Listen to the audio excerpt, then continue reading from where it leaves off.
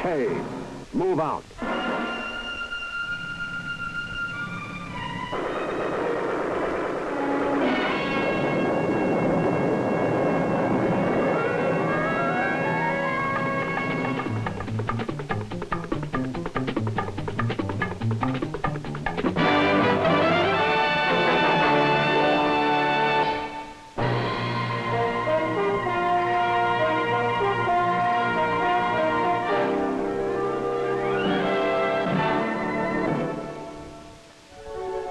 Air defense for U.S. cities. A training program for Vietnamese civilians. The U.S. Army's candid cameramen. AUSA Convention, Washington, D.C. These stories today on Your Army Reports.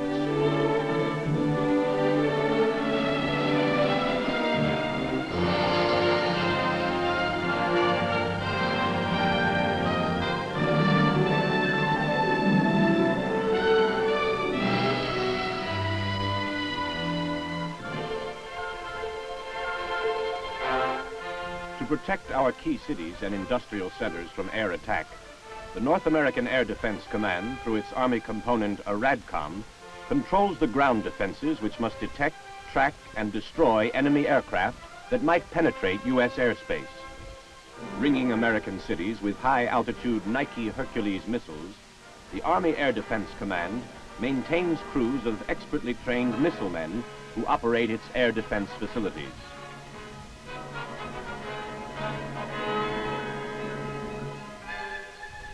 In any emergency, the missile batteries receive their instructions from Army command posts, which in turn are fed air defense intelligence from various North American air defense agencies.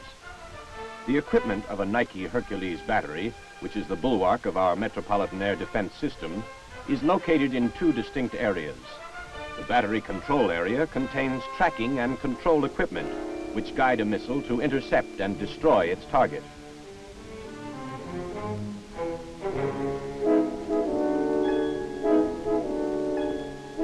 Anywhere from 1 to 3 miles from the battery control section is the launching area, which has facilities and equipment for assembling, checking out, and launching the Nike Hercules missile.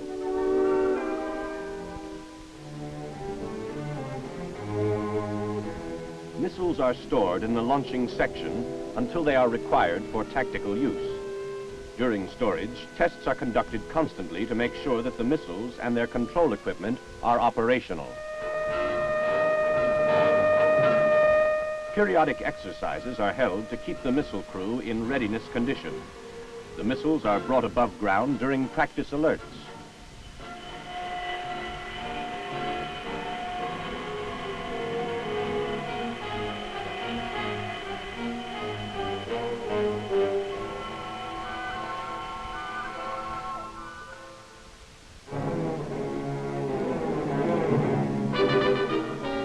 Trained crewmen move each missile onto a launcher.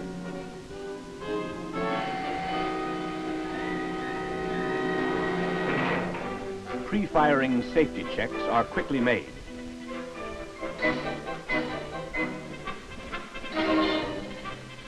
When the missiles are ready to fire, crew members clear the area and descend to an underground room.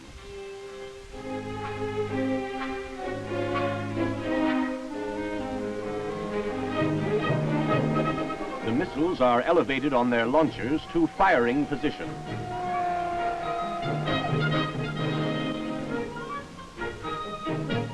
The crew notifies the launching control station a short distance away which missiles are ready to be fired. The launching control officer selects the section from which a given missile is to be launched. The information is relayed electronically to the battery control area. The battery control officer has radar consoles, scopes, and other equipment to inform him what is happening in his battery and in the airspace which it is defending.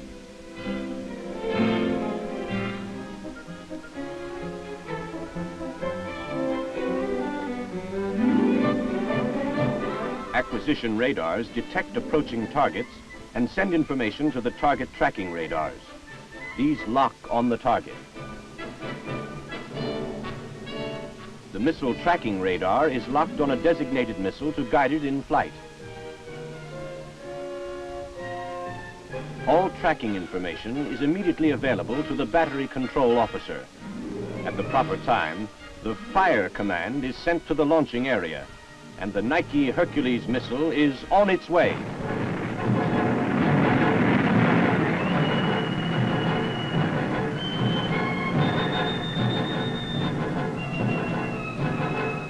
These films, photographed over test ranges, show the converging paths of missile and target. Computers calculate a kill point where the missile will meet the target. At the moment of intercept, the burst command is sent to the missile by the computer, and the target is destroyed. To the men of the Army Air Defense Command, vigilance is a daily routine, ensuring that no enemy air threat to American cities shall go unchallenged.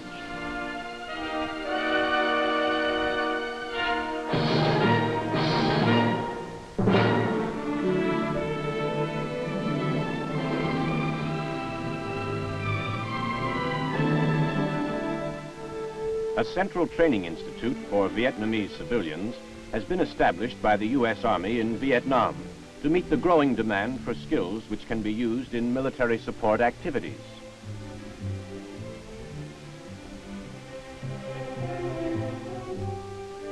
Staffed by 42 Vietnamese teachers, the institute offers instruction in a variety of subjects, including a 2-week course in vehicle operation. Basic classroom orientation teaches the fundamentals of driving, then practical experience in automotive maintenance on various types of Army vehicles. 90% of the trainees have never driven before. They must qualify on several different vehicles under conditions which they might encounter as Army drivers. Careful handling of equipment is essential to the movement of military supplies. 1/3 of the registrants in a forklift operator's course are women.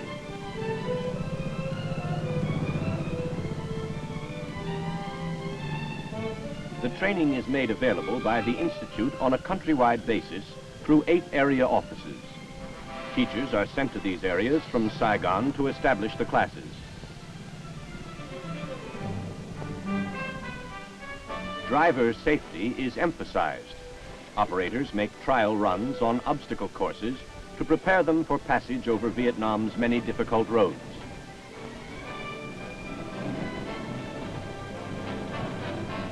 Upon completion of the course, each operator will be given a Vietnamese government driver's license.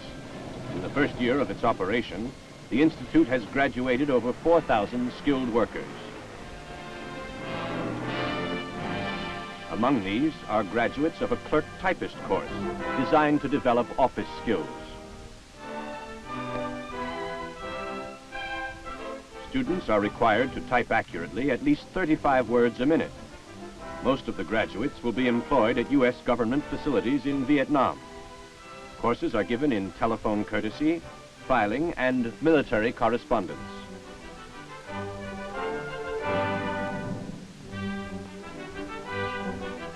In addition, English language comprehension and speaking ability is required to perform administrative routines.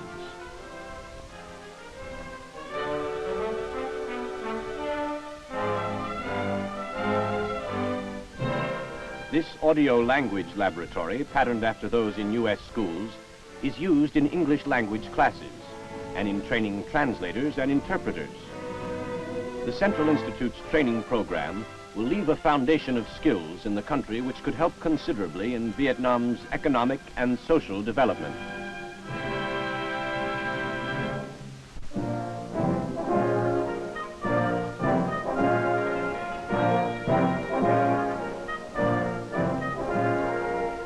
Activities of the U.S. Army in Vietnam are recorded by combat photographers.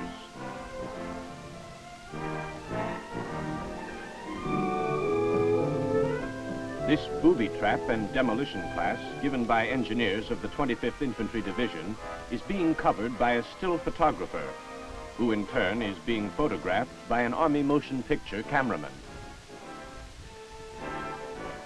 In realistic field exercises, individual TNT charges are wired by the class to familiarize them with demolition techniques.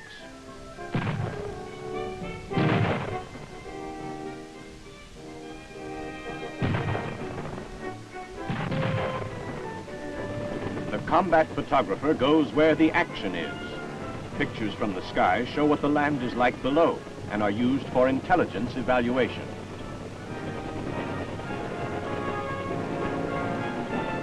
A good cameraman with a sharp focus can often pinpoint enemy gun emplacements and other valuable combat data. This record of a 25th Infantry Division search mission was filmed by a motion picture cameraman near Cu Chi, about 18 miles from Saigon. On this assignment, U.S. troops are accompanied by several Vietnamese national policemen as they hunt for Viet Cong suspects.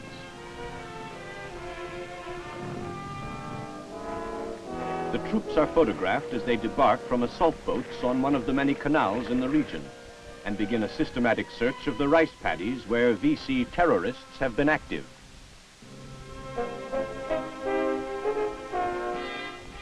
It's strictly single file across log bridges as the men of Company C probe deep into the countryside.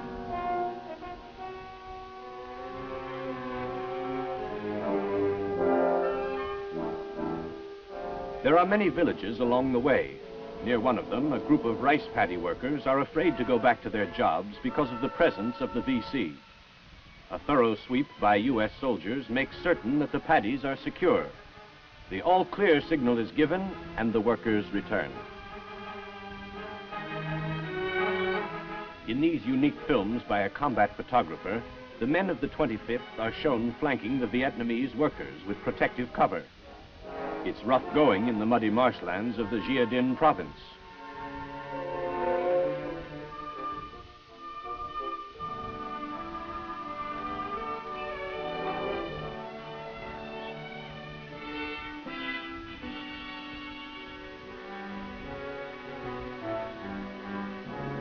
Now a call for the helicopters to pick up elements of the mission force.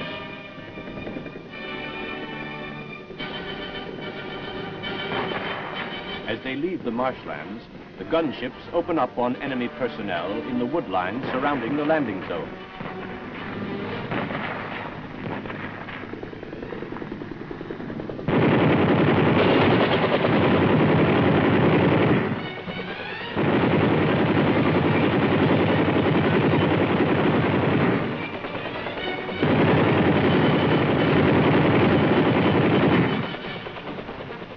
Once airborne, each man reacts in his own way to the tension of the mission. The reactions are vividly captured by the cameraman.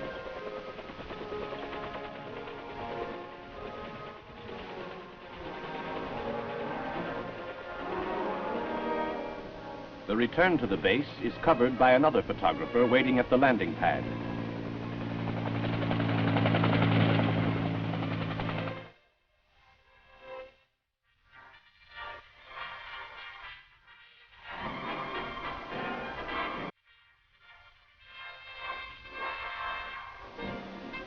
The pictorial report continues as an Army photographic team joins another unit of the 25th Infantry Division on a search mission through the brush country of the Central Highlands.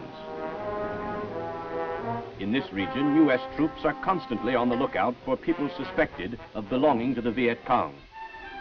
Not a very safe place for these two hitchhikers who were right along the cameraman's path. A radio call for assistance comes in from a forward unit pinned down by enemy fire.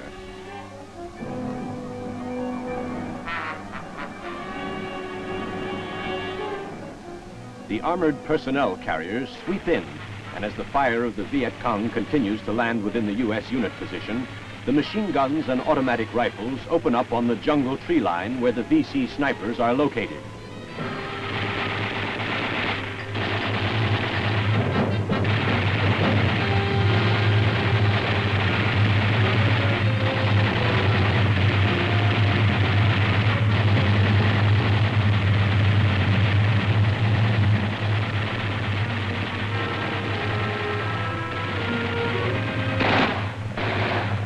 Fire of the men from the armored personnel carriers suppresses the enemy sniper fire as it pours into the VC positions.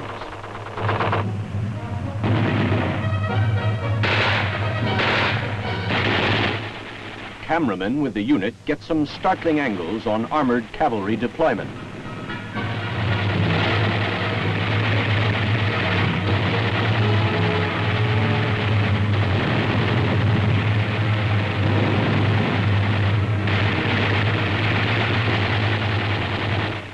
These moments of battle, recorded by combat photographers, present a dramatic pictorial account of the United States Army's mission in Vietnam.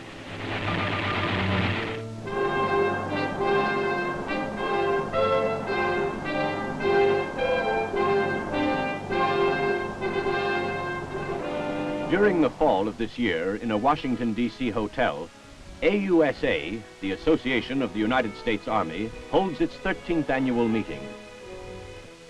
Guests include ROTC cadets from many schools, as well as overseas visitors. Displays focus on the striking force and ground and air mobility of the United States Army. The Cheyenne helicopter takes a bow.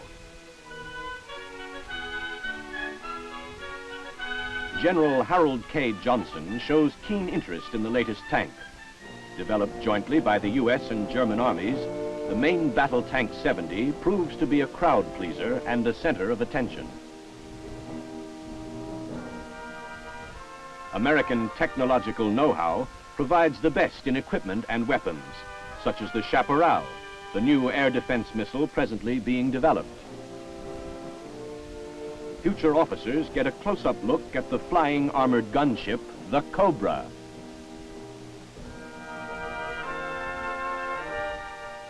And its deadly fangs. Additional exhibits inside the meeting hall show the latest in hardware and communication systems developed by our nation's leading defense industries. AUSA enjoys the support and esteem not only of the Army, but of industrial leaders and civilians as well. The association has long worked for maintaining a strong, modern, and tactically mobile United States Army to ensure combat readiness for meeting all possible commitments and contingencies, providing the necessary support of our fighting men. Later, the United States Army Band strikes up for the evening's events.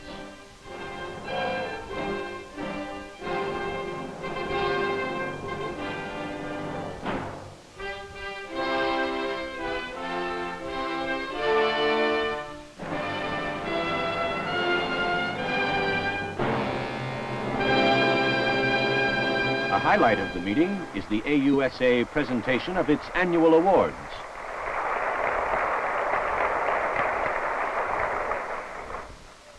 Citation for George Catlett Marshall Medal to Henry Cabot Lodge for selfless and outstanding service to the United States of America. America has been fortunate in our time to have a citizen of such great ability and patriotic dedication who esteemed service to the nation as the highest form of duty. As a measure of the gratitude of our country, our Army, and ourselves, the Association of the United States Army is proud to present the George Catlett Marshall Medal to Henry Cabot Lodge.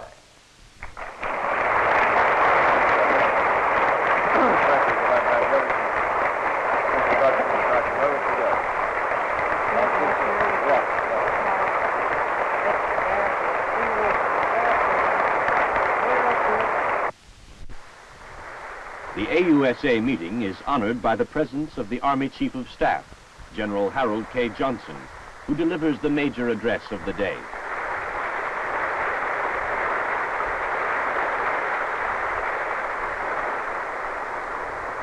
Thank you very much. Won't you please be seated? Thank you. General Baker, Secretary Starr, Governor Brucker, distinguished guests, and the people at the head table who make this Army go, really, ladies and gentlemen.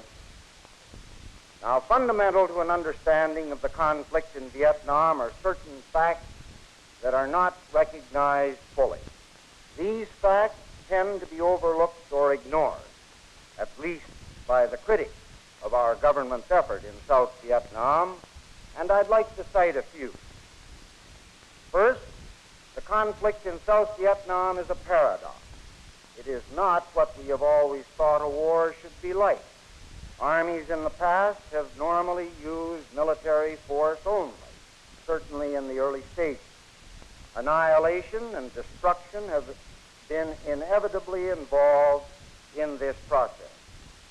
If nations at war gave any thought to reconstruction, they did so only after the war was over. But in South Vietnam, we are helping that country to carry out nation-building processes as we fight. Our war aims are specifically limited, but our post-war aims, which are civilian in nature, are limited only by what we can help South Vietnam achieve as a young republic after the aggressor has been made to lay down his arms. Second, the armed forces of South Vietnam are training and fighting at the same time. Yet, their performances are being judged daily as though they were seasoned troops. Admittedly, they have problems in leadership, but this too is slowly being overcome through experience and training. Another fact, South Vietnam as a whole is very nearly ideal for the type of warfare being waged by the communists. Its geography, combined with the complexities and diversities of its culture and society, and the state of its fragile economy, favor the insurgents. We should remember this: the job of the insurgents, simply to tear down or destroy, is always easier than the task facing the builder. In other words, it is always easier to be against something than for something. It is easier to destroy than to create.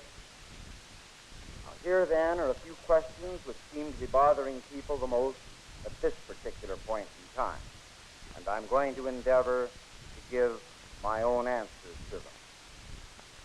Perhaps the most burning question in people's minds, and one that has become the entire basis for some of the most vocal opposition to our government's policies, deals with our being in Vietnam in the first place. They ask, are we right in being there? It is too far from our own shores, they say. They contend that we are meddling in a civil war. The answer to this question is contained in the answer to another. Why are we in Vietnam at all? Our president has answered this question many times, and I'd like to quote just one of the answers that he's given. We are in South Vietnam today because we want to allow a little nation self-determination. We want them to be able to go and vote for the kind of leaders they want and select the kind of government they want. We want them to be free of terror and aggression in doing that, as we want it for ourselves. We made a contract. We had an agreement. We entered into a treaty that was confirmed by our Senate 82-1, saying that in the face of common danger, we would come and help. We came. We are helping. We are doing our best. The end of his answer. Our freedom and stable government for a diverse group of warring Asians, worth the life of several thousand, or 100, or even one American soldier. This thought tears mercilessly at the heart and at the soul of every thinking person. I read the casualty lists as they come to me and across my desk day by day. I write a personal letter to every family that loses a son, or a husband, or a brother. The replies that I receive, whether they show bitterness or courageous acceptance of the sacrifice widen the wound in ease that I don't think will ever heal. So I can assure you from the bottom of my heart that I ask myself this question day and night, and if I did not have an answer, I don't think that I'd be able to take the first step each morning that leads from my house to the office. Today, we can point to clear and concrete evidences of progress, and I'd like to cite just a few among a good many. And as I do, please take a look at just how well the South Vietnamese themselves are actually doing. For, after all, it is their war. Now, here they are. Both the morale and the performance of the South Vietnamese armed forces have improved steadily. 2 years ago, the communist forces were on the offensive and were winning significant victories. As a matter of fact, at the rate of 1 and 2 a week. Now the communists are on the defensive, and South Vietnamese units are gaining increasing success on the battlefield. It has been a year since communist forces have won a significant victory against anybody out there. Now, closely related to the improved performance of the regular armed forces of South Vietnam has been a steady decline in their desertion rate. In his speech, General Johnson also spoke of the valor of the United States soldier. Some of my friends have accused me of being a little emotional at times when I speak of the American fighting man. Maybe I am. I can tell you that I'm proud to be wearing the same uniform that he does, and I am optimistic enough to believe that tomorrow's dawn, tomorrow's outlook may be a little brighter and a little more secure because of him. I want to leave with you this last thought. It's in the form of a prayer that was sent to me by a friend. I got it the day after I came back from Vietnam last time, and here it is. O Lord, lest I go my complacent way, help me to remember that somewhere out there a man died for me today. So long as there be war, I must ask and answer, am I worth dying